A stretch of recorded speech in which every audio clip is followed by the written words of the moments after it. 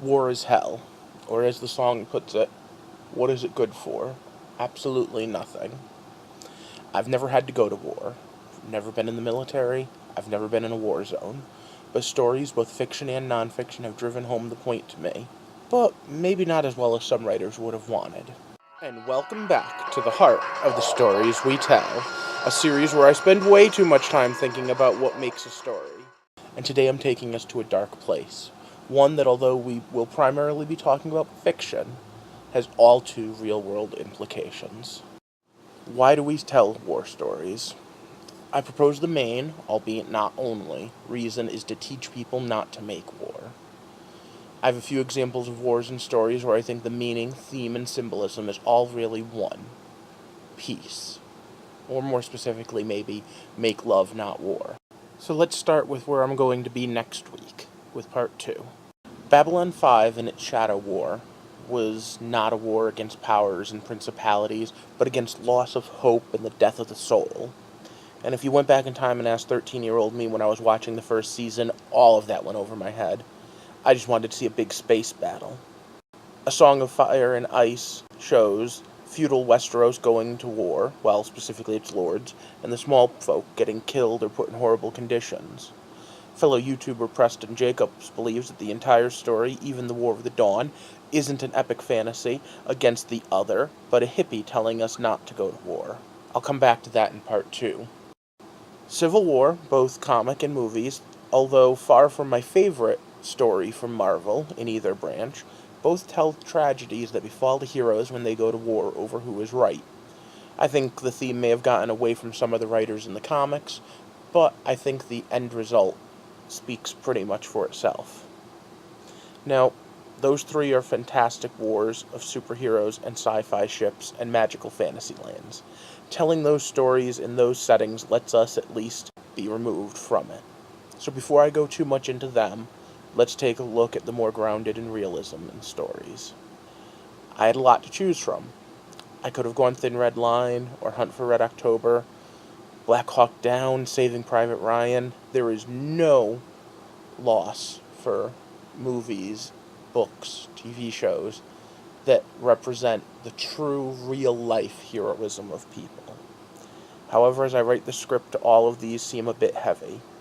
As much as I want this to be an anti-war war video, I still want to keep this a little on the light side. So I'm going to start talking about M.A.S.H. Still a story that can easily bring tears to the eyes.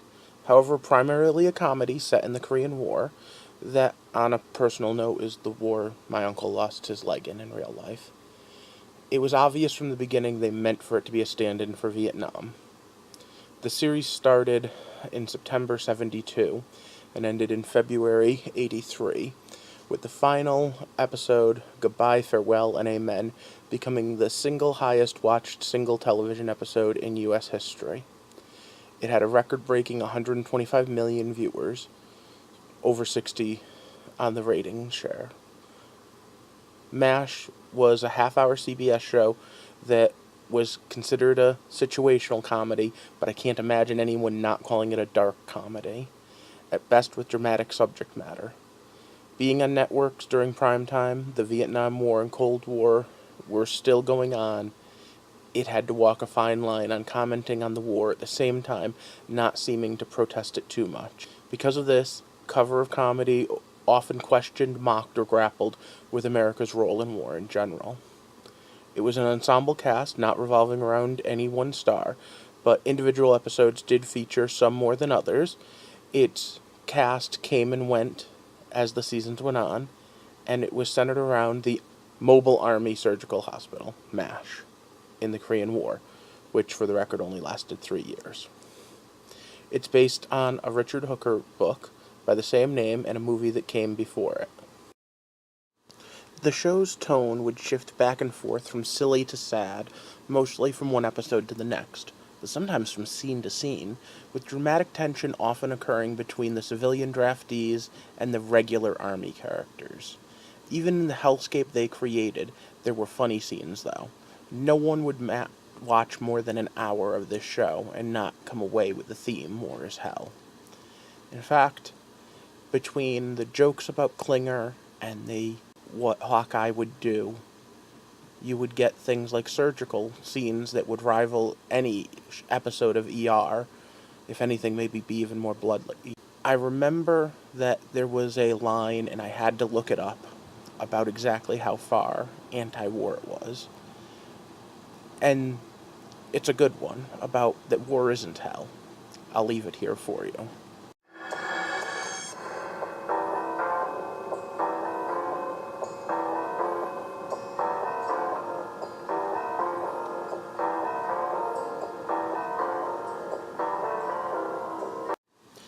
Now, I had every intention when I sat down today of switching back to more fantasy stuff. However, while I was writing this, my niece and nephew had a school ceremony, and during it, they sang God Bless the USA. And it made me think of another movie, one most people won't think of when I say anti-war, Rambo. Now, I'm sure a lot of you are going to say, no, he blows things to hell, he's the big tough guy, macho. Rambo isn't the anti-war. It's what he became, not what it started out as.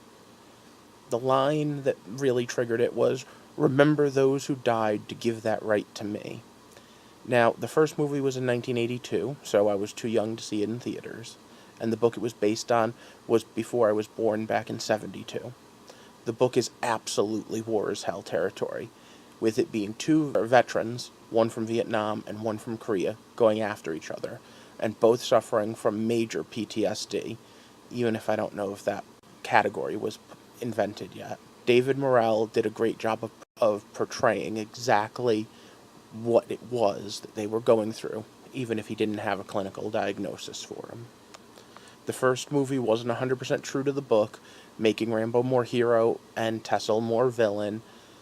It made it more cinematic, and spoiler alert, a major change is, in the end, where Rambo lives, in the book, it was a tragedy where both of them died. Now, the whole thing is a way to remind us how we treat our veterans. The story of First Blood, the first Rambo movie, is the story of a veteran who is mistreated and pretty much just thrown away like garbage. And when his mind goes back into war mode, he becomes the villain of the story. The problem is that there's another villain in the story. The sheriff was also a military veteran and won't listen to reason, because in his mind, he knows what's best, and in Rambo's mind, he knows what's best, and it just leads to many unfortunate situations. The movies go on, each one gets a little more action, war flick, and a little less anti-war. I'll be honest, as of the writing of this, I have not seen the newest one, but I did read that David Morrell said that it had a characterization more like what he envisioned in his book than any of the previous movies. So what can M.A.S.H and Rambo tell us about the heart of the stories we tell?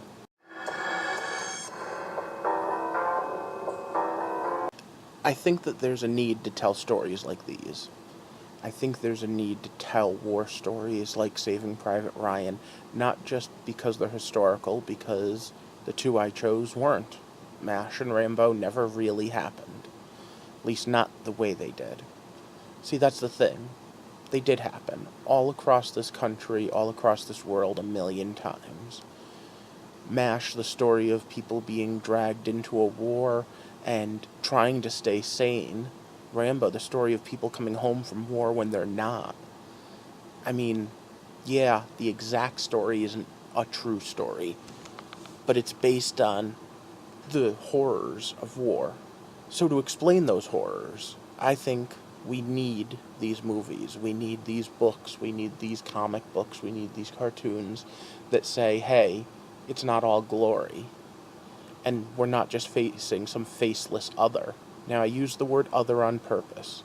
It's a psychological term that allows humans to demoralize and distance themselves from people they don't want to think of as people. And if you follow A Song of Ice and Fire, you know that they're also the villains of that story. The others take you. Well, according to Preston Jacobs, this is very much on purpose, and A Game of Thrones is an anti-war story. Having written all this, I have a new insight for him, though. So next week, come back here, and I'm going to call Preston Jacobs out on something that I think he missed. I'm a fan of his, so I hope he doesn't take this as me trying to be harsh. What I think he missed is the Babylon 5 connection. Another writer, very similar, J. Michael Straczynski, has a story called Babylon 5. It's a personal favorite, and next week I'm going to compare the two and use that to try to call out Preston Jacobs on what I think he got wrong. So, until next week, I'm going to just leave the Superman quote written by Dan Jurgens as a hint as to where I'm going to wrap this all up. In the meantime, I hope that this wasn't too heavy of an episode, thinking about themes that might be a little more than I normally want to delve into. However, as we move forward, walking through the heart of the stories we tell, I am afraid there are some dark places to go.